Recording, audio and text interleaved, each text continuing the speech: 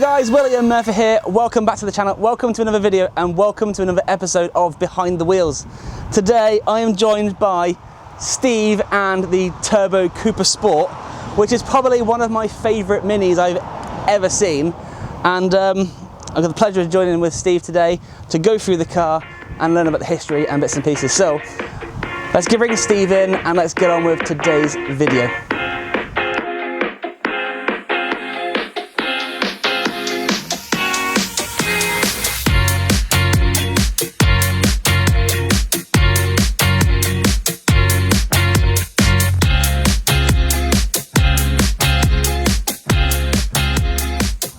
Right, so Steve, thank you for bringing the car along. It's all right.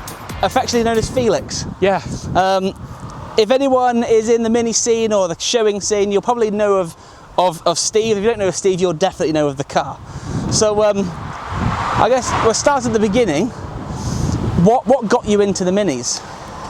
Wow. So my dad, when he grew up, always had minis. He had three in various guises. He had a 1275 GT, a Mark III Cooper, and a Mark I Austin. And he loved them and he got into them and stayed with that. And it was because of him he persuaded me for my first car to end up with a Mini.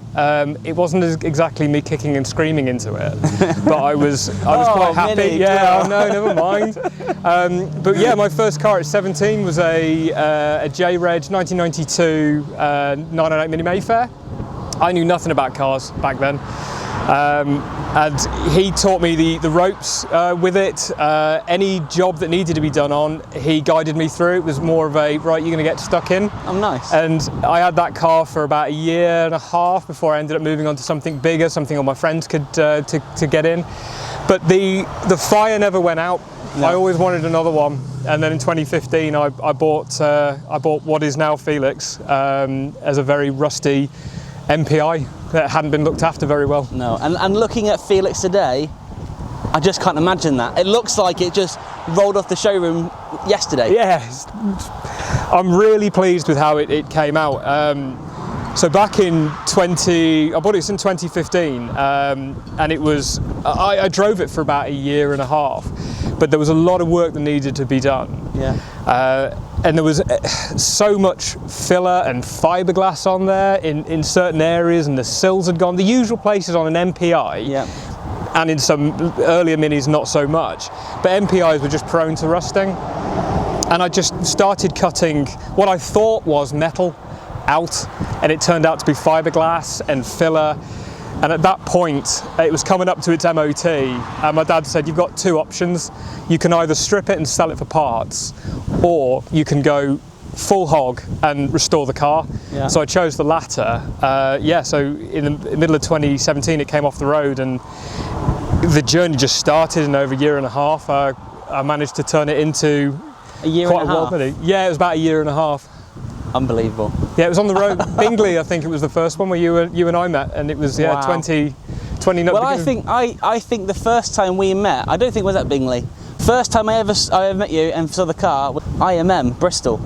We met partway down the drive, and then that was it. Rest is history. We kind of speak most days now. I think it's pretty much every day. Yeah, it's incredible. But the car it's an incredible condition car. But did you ever set out for it to be this good? So it's always options. Let's regardless of engines and upgrades, just aesthetically, did you ever set out to be like, wow? Yes. I thought, because it's not my daily driver, what I wanted to do was try and get the best out of it as much as possible. The paintwork had to be good, but anything on the exterior that I could buy new, I did, but anything that couldn't, or it was no longer available, I reconditioned and tried to get it as good as I could. Mm-hmm. I bought the wheels way before I decided to go this route. Yeah. And believe it or not, whilst I was building the car from the shell and doing all the welding, it was never going to be red. In my head, it was going to be a different colour. British Racing Green, wasn't it? It was British Racing Green. Yeah, I always wanted a British Racing Green one, but it was my dad that convinced me to stay solar red. and I'm really glad he did, because it just pops. Yeah. So Steve at Sleaford Mini Centre, he's the one that did all the paintwork for me and finished the bodywork, and he's done an absolutely amazing job with it. Yeah. And all I've done from it coming home as a red shell was wet sand it and polish it until it started to, all the swirls went away, and then put the silver livery back on it. But I just wanted it from the exterior to look like the Cooper Sport. Yeah. I mean, other than the wheels, you would say that this is your standard Cooper Sport. Absolutely. And I think that's what grabs people's attention. First of all, is the fact that the paintwork is like glass. It looks original as hell. I mean, there's no two questions about it. You stick a set of sports specs on there, and this will just blend in with the crowd. Absolutely. And I think this is kind of the ultimate sleeper based on, you know, an upgraded version of the car. Yeah. And I think we'll for those who don't know the car, we will touch on the upgrades. You know, a bit secretive here about this, but we'll touch on them shortly, because it blows my mind. But you know, the journey from taking it off the road, doing the bodywork, and then getting it painted, and then assembly. You know, at that point, was it still a standard car? Pretty much. Yeah. Did you have it on the road as a standard car? No, never. Okay. So I guess let's go into it then. Let's cut the ice. So let's just go. What have you done under there? Shall I get to the story about how it got there? Yeah. So when it was going through the motions of how I was going to do it and what I was going to do, originally in my mind was going to be a almost concourse car, but OEM plus. Yeah. So better sound deadening in the car, welding where there was no welding before in it, the better suspension, etc., etc. That was the mindset, and the engine originally was going to be the same. So it was going to be the original MPI engine, but all the metalwork blasted and zinc pacified. So when you looked in the engine bay, you went, oh, it literally as it came off the line back in 2000. But my background with modified cars has always been I've been boosted in some way, shape or form. Okay. So originally I was going to go for a VMAX Scar supercharger kit for it. And they were kind of beginning to show their face on social media, and I thought, okay, that'll be brilliant. So my dad and I went to Bingley Hall in 2018, or the beginning of 2018, and we had a look round. And there was a beautiful Tahiti blue sports pack that had the supercharger on it. We were looking for ideas and getting photos, get the camera out and checking for stuff. And I said to my dad at the time, I said, it's odd that you don't see later Minis, nobody's put a turbocharger on it. And there was a guy behind me. Oh, it's not possible. Yeah. It's not possible. He said to me, that was exact words, said it's not possible. You'll never get past an MOT, it'll never run right, people have tried it before, they've never achieved it. So I turned to my dad and smiled, and he went, you're going to turbocharge, are you? So yeah, of course I am. Yeah.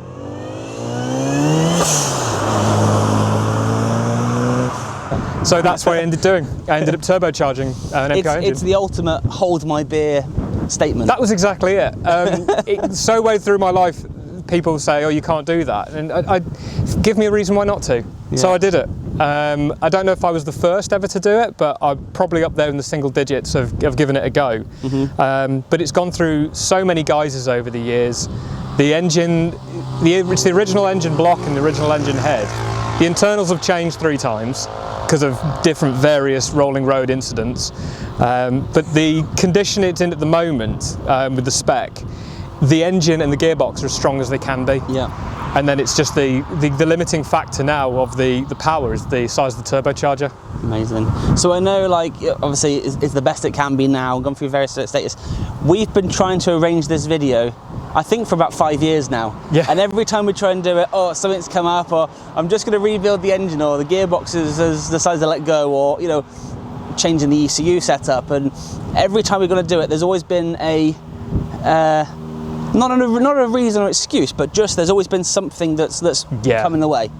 And now we've got the opportunity, and we've obviously got the weather as well. I've got this amazing location. I think it's amazing that you've.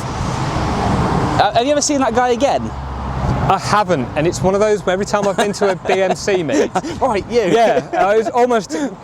Yeah, I almost wanted to do it at Bingley, saying on the side of the car to that guy who told me I couldn't do it. Yeah. Big arrow on top of it. But the thing is now, it's lovely because over the years now, the car has become quite synonymous at meets. Yeah.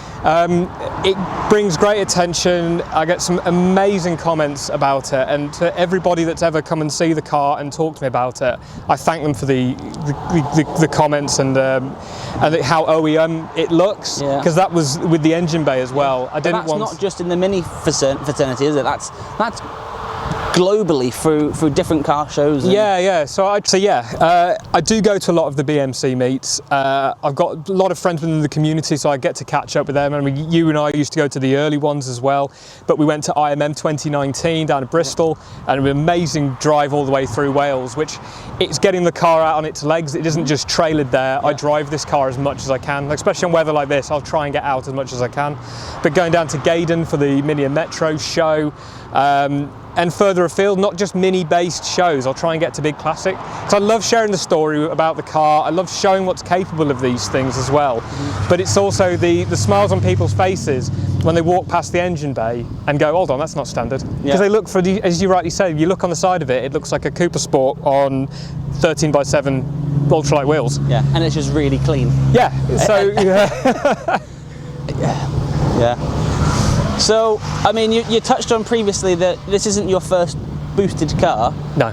Where does that sort of, where did you get that inspiration to go turbo, other than the fact that someone said, you know, it can't be done? So in my past, I've had a Rover 220 Turbo, not the coupe, but the hatchback. I had one of those as my third car. I didn't know a lot about turbocharged car. I saw one. I was on Rover forums when forums were actually a proper thing, and I wanted to do something at the time. I was like, well, this is not a new technology, but it was like an upscale. Having got a naturally aspirated engine, there's a turbocharger in it. What does that bring to the party? I learned a lot from that car, and then I went from that to an Evo 6. It's a bit of a jump. It is a huge jump. So I bought one of those when I finished university. I went to the bank and I said, could you lend me the money? I was working at the time. They went, yeah, don't see any reason why not. So they lent me the money stupidly. I don't know. They lent me the money, and I bought an Evo 6.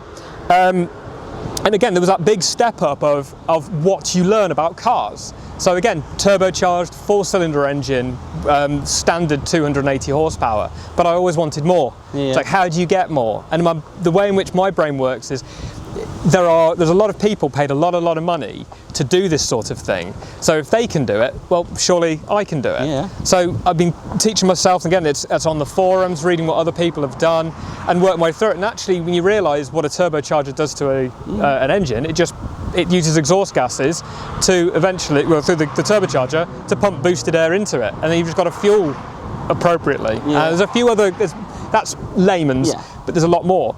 And for an A-series engine, the ERA had it, the Metro Turbo had it. It was 1.3 turbo engine. So at factory, they'd done it. So there was no reason why you couldn't do it to a later MPI. It's essentially the same engine with a turbocharged bolt onto it. With obviously, if anything, with modern technology, it should be easier. Yes. You know, you're not dialing down a carburetor. You can just tweak your fuel mixtures and your air mixtures. Yeah, absolutely. It's obviously it's not been that straightforward. You've had to have a few trial and errors, let's call it. Yeah. But you know, I think the car now, you're at a point where you're happy for the time being. Just to use and enjoy it. I had one of those musings coming back from a local Cars and Coffees a few months ago, and I was driving back through the A's and the B roads back home, because when I go to meets I always go the long way there and the long way back, because on the opportunity to drive it hard I will. And within the law, obviously. So I actually had a thought and thought, well, the car's handling right, the power delivery is right. Since I've done all the upgrades since the last engine build, I've been able to run more boost and more power, and the delivery's better, and with the size of the brakes, it brakes better, the suspension components all round, it makes it handle better. The seating position it's as good as a Mini's going to get with the standard MPI seats. You're always going to have that limiting factor. But it looks the way I want it. It starts on the key. I can take it all over the UK and it doesn't skip a beat. And I thought to myself, it's actually where I want it. Yeah. And no Mini, as we'll all know, no Mini is 100% complete. They're always 99.9%, and there's always something else you want to do. And in the back of my head, there are things I just want to tweak, just to keep longevity with it. Yeah. But as we sit now, it's exactly the car I dreamed of when I wanted it. And I mean, a lot of people dream cars, like Lamborghinis, Aston Martins, McLarens, Ferraris. This is my dream car, and being able to have it has been such a privilege. And being able to take it, share that story, and like for you and I to meet up and do filming about it is just, it's brilliant. Yeah, and it's obviously, we're filming this before it's launched, but you have had a feature in Mini World. Yeah, so when the video goes live, you'd already have seen this. But yeah, it's quite an achievement in itself. Yeah, Mini World, I bumped into them in 2019, right at the end of the show season at Stanford Hall, and they took a photo, and it was actually in the next episode when covering up the British Mini Club meet. And they asked me then, can I have your phone number and email address? I want to do a feature on it. And like you and I for the past 5 years, it's not been an excuse, but it's in my head, it's never quite where I want it. You want to be able to show it off in the best possible light. Absolutely. Rather than someone said, oh, well, it's a shame you didn't do, well, yeah, I know about that. And it's a shame, yeah, I know about that as well. It's the car is aesthetically, mechanically, and this is a new one, drivably, it's where you need it to be and want it to be. Absolutely.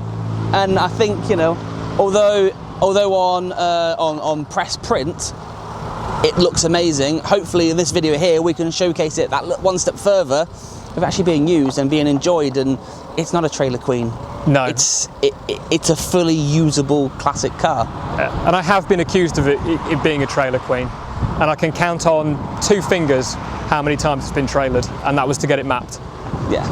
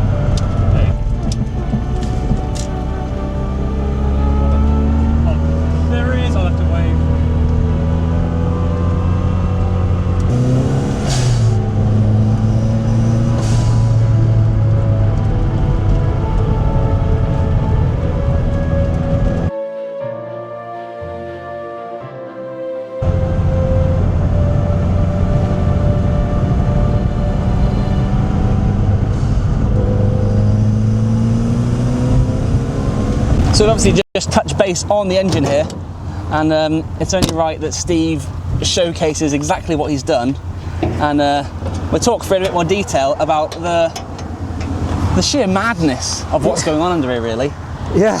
And I think this is one of those cars where you go to a car show and you walk past and you have to take a double take and say, but how is all that fitted in there? And you haven't even got like a, you know, I'd have thought turbo box, but you haven't even got that. No. You've just gone standard car, I'm fitting this whether it likes it or not. Pretty much the mantra behind the car.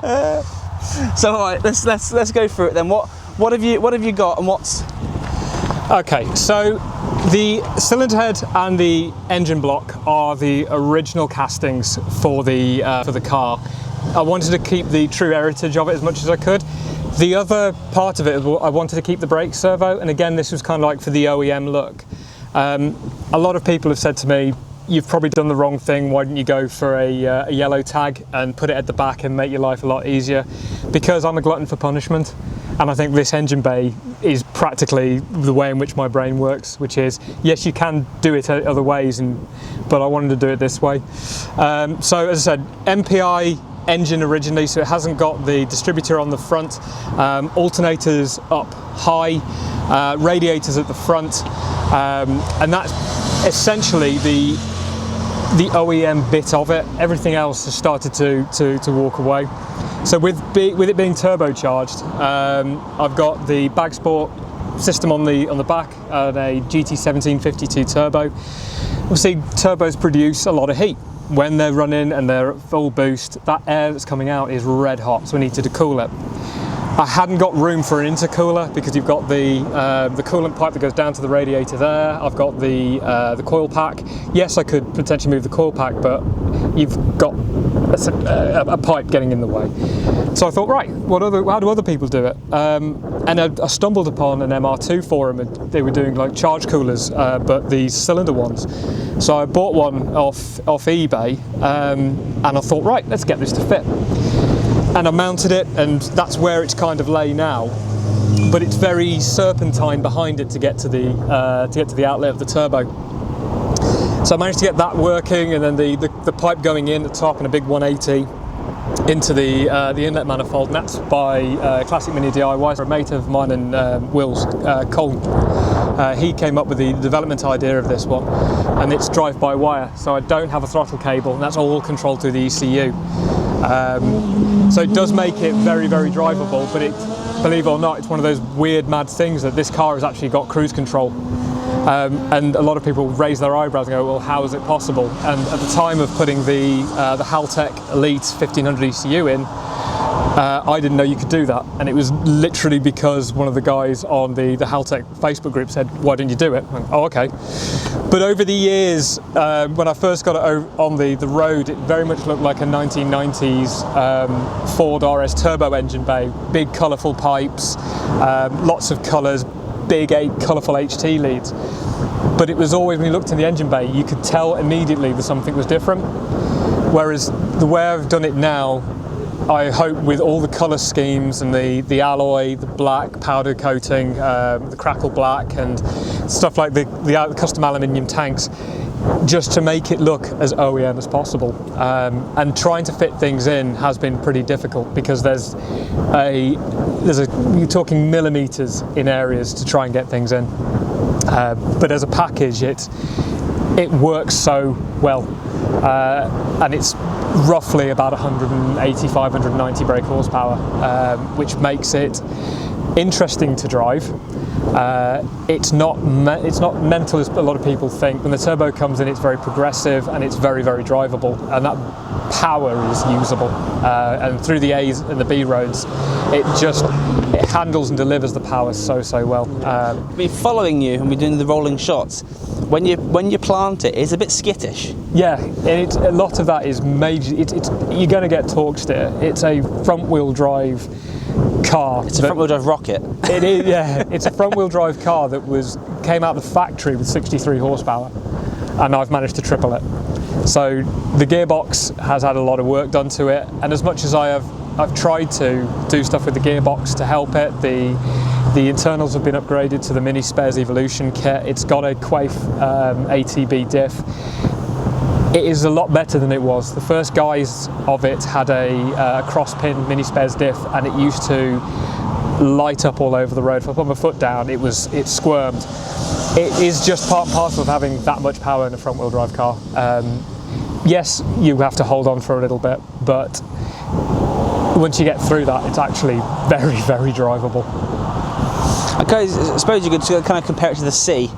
You know, when surfers at the sea are talking about, you've got to respect Mother Nature and you've got to respect the sea, and you can have so much fun out there on a surfboard, but the second you drop your guard, she'll eat you up. Yeah, and it was going back to when I had my Rover 220 Turbo and the Evo. My dad used to say to me a lot, you've got to respect the power. That was, no matter what car you've got, you have to respect it. The Evo's power was, when you put your foot down, it went in a straight line. It just picked up and went, but the car was designed with it. This car was never designed to have this much power through it. So it's also learning the car. So when it got on the road, it's being able to drive it and know those nuances. I know what it does and when it wants to do it. I know the limit of the handling. I know when it's going to try and oversteer on me. I know the capability of the brakes, but you're never 100% confident with any car you drive. Anybody that does say is dangerous. You've always got to have that element of fear when you drive a fast car, because as you rightly say, it only takes one stupid manoeuvre and it'll bite you. And with this, it's the same as well. I'm not flat out everywhere I go. There's a time and a place, and when there is, that's when you start really, really enjoying it.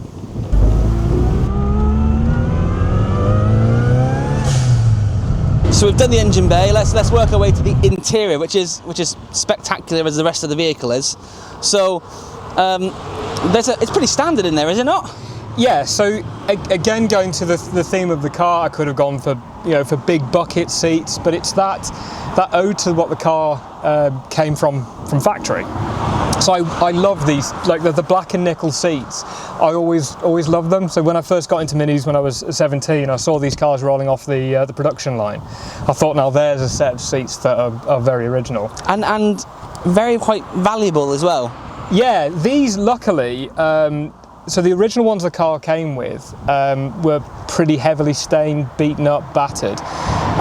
But there's a chap that lives down the road from me, a guy called John from JCS Customs Trim. He started doing the replicas, which is what these are. So the originals were half leather. They got leather bolsters, and the middle bit was vinyl. But we're talking technology from back in the 90s, whereas modern vinyl's so much better. So he managed to get the right colour silver and the grain black, and yeah, these are vinyl seats. And are they replica seats, or are they just recovered? They're replicas. So the original covers came off, and he's basically done them from the unstitched it and made the copies of them. So he managed to cover the headrests as well. He did the door cards, and then I had the steering wheel retrimmed, because again, people touch and all the oils in your hands start to stain them. Yeah. And this was done by a guy called Elliot in Cannock, and he's done a fantastic job. But again, it was that ode to the car was going to practically be brand spanking new. So I wanted things like the steering wheel to feel new and the interior to feel new. So the dash is original, the clocks are original. The top of the dash, that's original, but it was always about that OEM plus. So there's better sound deadening in the doors, in the roof.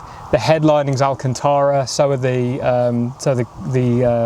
sun visors, and the A, B, and C pillars have all been done in the same material. So it's kind of I use the phrase OEM plus a lot, and that's the way I wanted to do it. It's like if Minis were still produced now in this thing, almost what people would expect. I get so distracted.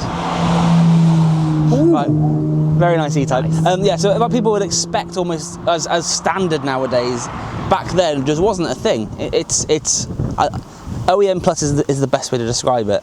Yeah.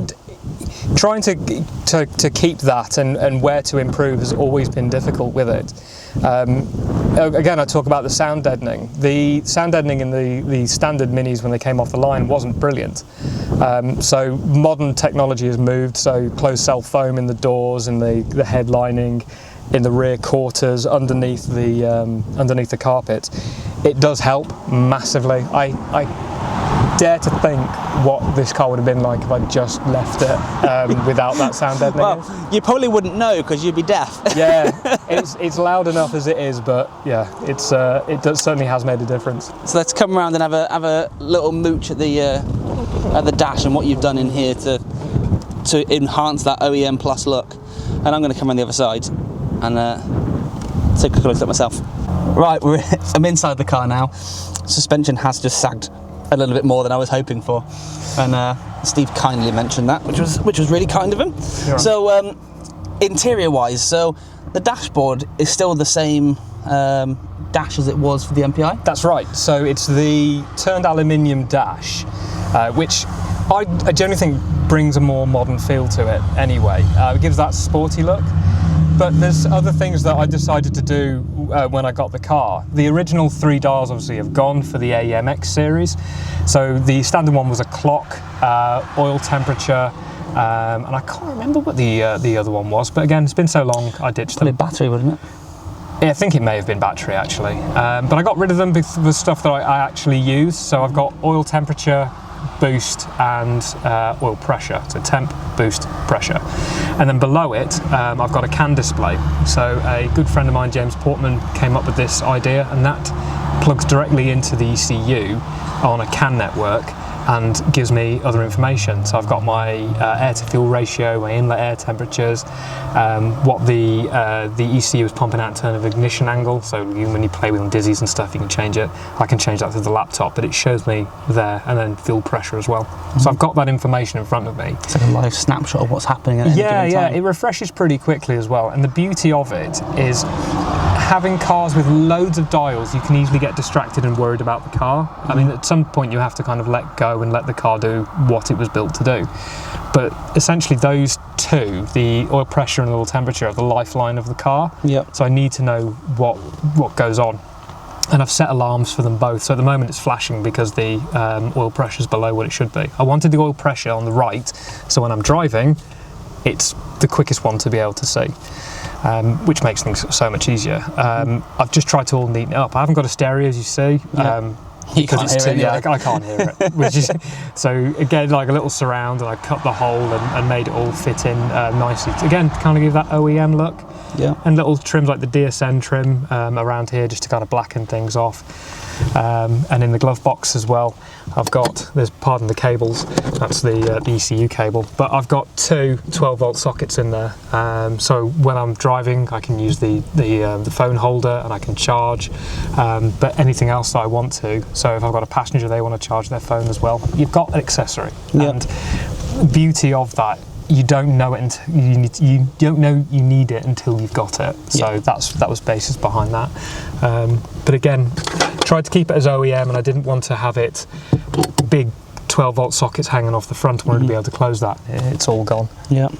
And is that 6,206 miles? Is that Is that legit, or is it the new clocks? So they're the original clocks. When the car came back on the road in 2019, it was practically brand new in my eyes. The engine was refreshed, so yes, it was the original engine exterior, but inside it was different. The car inside had all new parts. It was practically a new car when it came on the road. And I thought, what better way to kind of christen that was to zero the clocks. So a company locally to me did the work, but I'd never try and hide the fact that it had 70-odd thousand miles when I took it off the road. Yep. The MOTs all match and it's perfectly legal, but now I look at that and I know when I brought the car back on the road, that's how many miles I've done since. It's not an awful lot really, but let's think of it in a little pocket rocket like this. Yeah. That's quite a lot. It is, and you take into consideration the car was off the road for 2 years up until the beginning of 2024. When I was doing work on the engine, I was putting the new ECU in. So there was 2 years of me not driving the car. So take consideration of that. Over the last 6 years, it's only been really on the road for 4. We had COVID as well, take in that. So yeah, I've done more miles this year in show season and driving around than I've done in any other year having the car, and it's a testament to its completion, 99.9%. It's a testament to yourself really, isn't it? Yeah, and just being able to drive it and enjoy it. I don't look at it and go, I haven't put enough miles on the clock, because I drive it when I want to, and I drive it locally and I still enjoy it. So yeah, there's 6,200 odd miles of pure enjoyment from this car, bar the frustrations of something going wrong. And of those 6,206 miles, how many miles have you smiled for? About 6,000 of them. Yeah. That's pretty good going. Yeah. That's pretty good going. Yeah, and doing a car like this where it's not really been trodden on. A lot of the stuff that I've done this is untrodden ground. So there have been headaches with it. But it's something that when you get back to the garage, you try and figure out what's wrong with it and how to improve it. It's never been, okay, I'll just put a sticking plaster over a broken leg. It's, how can we improve this? How can we better it? You smashed it. So I've got a CAN keypad as part of the Haltech setup. I've got an override of the fan, but the fan comes on normally during the temperatures.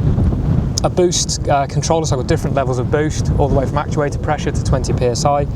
An anti-lag button, which it isn't full anti-lag, it's more pops and bangs, and then a launch control, which is stay still, put it in gear, dip the clutch, put your foot down, it holds it at 4,200 RPM, makes a lot of pops, bangs and flames out the exhaust, builds about 10 psi boost and you go. On the left, these four are cruise control. So I just turn the cruise control on, push the top button and it holds it at the speed. And if I want to go faster, I push the top one, and if I want to go slower, I push the bottom one. And if I want to cancel it, like a standard one, I either touch the brake, dip the clutch, or push the cross. And then when I resume, push the top one, and it will hold the speed again. It's brilliant from going to long shows via the motorway. It really takes those that know performance minis, and you get a bit of tiresome on the right leg holding the accelerator. It's not just it's minis in general. Yeah. And they call it mini ankle. Yeah. So I can get rid of mini ankle by doing that, and I can sit on the motorway at 70 mile an hour with my foot off the accelerator, and it will just hold going uphill, downhill, absolutely fine. And it is an absolute game changer to this car. We've touched on the interior, we've touched on the engine, we've gone into great detail about the engine and the interior. So the wheels obviously been out at non-standard. What are they covering? You know, because I know that you've gone for this much power. Surely you've upgraded the brakes as well. Yeah. So the beauty of having 13-inch wheels is I could put the biggest brakes on possible. So the front, we'll start with the front. The front suspension is entirely adjustable. So adjustable tie rods, adjustable lower arms. I've got CAD alloy hubs, alloy flanges, but the brakes were. I had to go a little bit special on it. I originally had 8.4-inch CAD vented setups, and they were really good. But I thought if I'm putting more power down, I want better brakes. And what is the biggest I can get underneath 13-inch wheels? And I bit the bullet, and I ended up getting a set of the CAD 10.5-inch floating discs and aluminium bells with 4-pop brakes. It wasn't as easy as putting them on and then putting the wheels on and high five, go and get a beer. I found the wheels didn't go over the calipers properly, and I gave that information back to CAD, and Arnold, who has been superb throughout the entire thing. He was like, oh, I thought they'd fit over all 13-inch brakes. So they bought an alloy wheel, same alloy wheel as me, and redeveloped the profile of the caliper to fit this car. So we're saying these are the Steve specials? Kind of. I think they're all now Steve specials. Did you ask for credit for that? No, and I never got it on the website either, which is rather annoying. But they Come were on, CAD, what are you doing? Put my name in.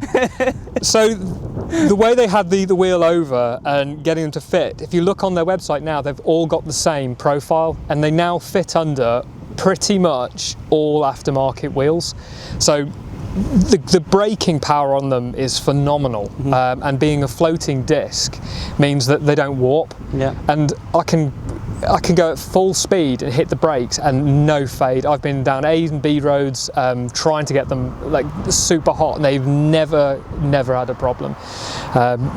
They are really, really good brakes. With Mintex 1144 pads as well, it's a perfect setup. It's predictable, which on brakes we want. They're not grabby, they're not snatchy. It doesn't lock up. But you get that with a bigger brake, you get more progression and that ability to get rid of the heat. So yeah, they've worked fantastic. And the entire steering system as well. On the end of the arm is a anti-bump steer shaft made by Mondo Sport. And that just lowers the pivot point of it. So where it goes straight into the arm, there's actually a shaft, and it sits on the bottom of that, and it's to save that bump steer, and that's got rid of it. Steering wise, then, did you go power steering, or was it an option? No, never on the classic minis. You can retrofit it, but it's a standard MP sports pack rack, which means it's got a limitation on it. Quick turn as well, are they? Or? No, it's standard. It's just got a stop. It's basically stopped the 13-inch wheel from rubbing on the inside of the arch. Yeah. And it works fantastically. I think it would be a bit unpredictable if I put a quick rack on it. It drives superb as it is. Again, very, very predictable. I don't need it to go any faster. I can drive up to its limits quite well, and I don't feel like, I could have turned a little bit faster here. It makes the car, as I've said before, it has that. Damn it, words I'm looking for.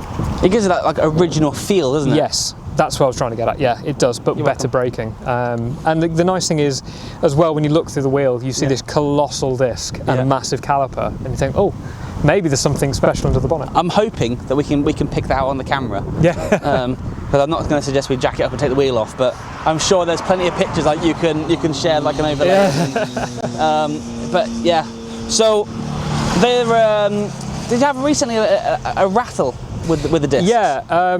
I did on my little YouTube channel. I had this for so long, and like we've all got minis, and they rattle, they squeak, they make oil and fuel smells. But this was untoward. It was something I couldn't work out, and I had the entire suspension off. I remounted the subframe. It's solid mounted, so I was thinking it may have been something like that. Every bolt is tight. Every bolt is to spec. And I looked at the disc one day, and I leant on it, and it made a click.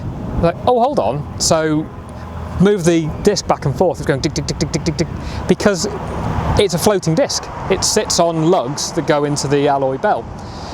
And I ended up buying a set of the springs you can get from AP and putting them on. I thought, let's try it. Yeah. You know, worst case scenario, it doesn't, I can move on to the next thing. And you say, never in a million years is that little spring going to sort it. Lo and behold, it did. And for once I can drive the car and it doesn't have any rattles, and it's such a nice feeling, and inaudibly good as well.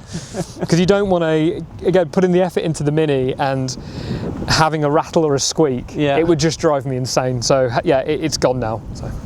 And then towards the back, what have you done? So on the back, the trailing arms are CAD as well, so they're alloy CAD trailing arms, DSN alloy back plates, and then the super fins on the front. Arguably, where they make a difference, I don't know. If it helped dissipate the heat, brilliantly, fantastic. It's got CAD adjusters as well, so I can adjust the toe in and the camber, so that makes a difference. But there's nothing, apart from that, there's nothing special about the pads or anything like that. The car is on standard cones, so the standard OEM cones. They will be updated on the rear to the Mini Spares Evolution, because I'm getting a bit of body roll at the back, so trying to improve that. Yeah. If you want recommendations for cones, I can. Your car's still like a 4x4, yeah. The arch cap is bigger than I have in my Cougar, which is ridiculous. You can put your fist and another fist in between it. But the shocks are a ProTech alloy. They were recommended right at the beginning of me putting the car together, so I went with them. They're a UK company. They're billet aluminium, and I thought, well, that's a bit of longevity. They're not steel. They're not going to rust. So fantastic. But it makes a nice OEM feel to the suspension. But again, that rear is just missing that stiffer side of it. It just feels like it's a bit saggy at the back if I push it hard. So yeah, the rears, that's the next update for it, will be the new cones. But anything that especially with the suspension, the unsprung weight, I've tried to keep aluminium. I've tried to keep them as low as possible, and the car's been weighed in with me in it and a full tank of fuel at 710 kilos. So it's light. That's really light. It's as light as you can really get, I think, an MPI for this kind of fit. Yeah, that's insanely light. Yeah, it's good, isn't it?